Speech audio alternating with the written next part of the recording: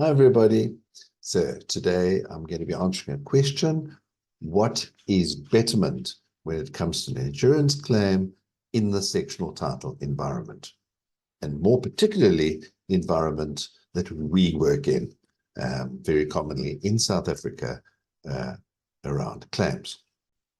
So betterment is seen as putting yourself as the claimant or wanting to get a better, improved product for what was damaged. Now, I use an example, in fact, two examples. So example one would be, say you have an awning over a door or an entrance.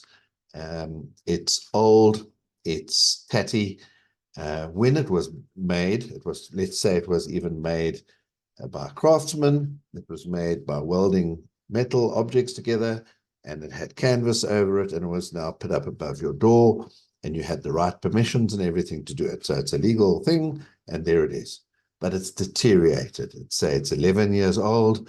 It's been torn, worn down, sun has beaten on it, and it's a little bit rusty. But now you can't have this made. It's something that you can't just buy in a shop.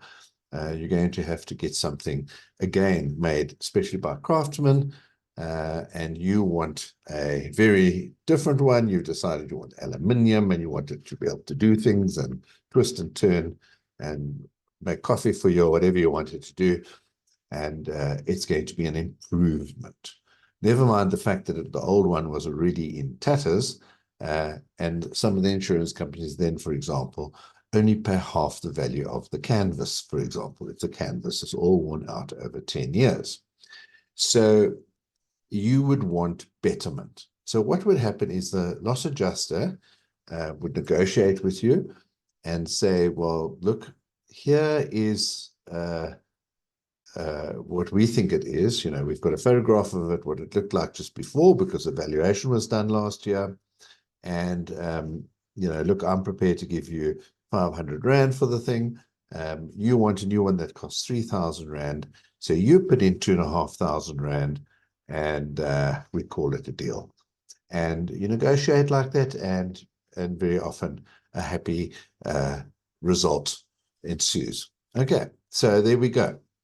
Another very typical, the example number 2, would be a geyser. And we see this happen now and again, where the owner has a 150-liter geyser, and when the geyser pops, you actually think, well, now's an opportunity to upgrade to a 200-liter geyser. Your family's a bit bigger, so you would want more efficiency with your warming of the water, so you ask for a 200-liter geyser.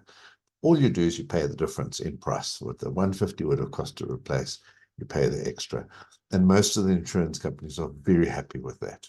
So you make a contribution.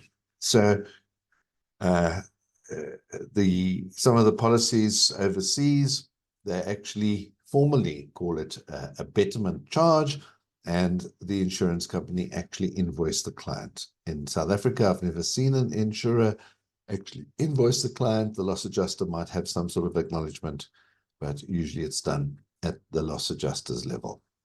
Okay, so that's betterment. It's really just the contribution that an owner or the insured would make towards the betterment cost over and above the replacement cost. Okay, there you have it. That's it. Please don't forget, like these videos, share them, and of course, subscribe. We'd love to have you on board as a subscriber. Okay, there we have it. Good day. Cheers. Have a good one.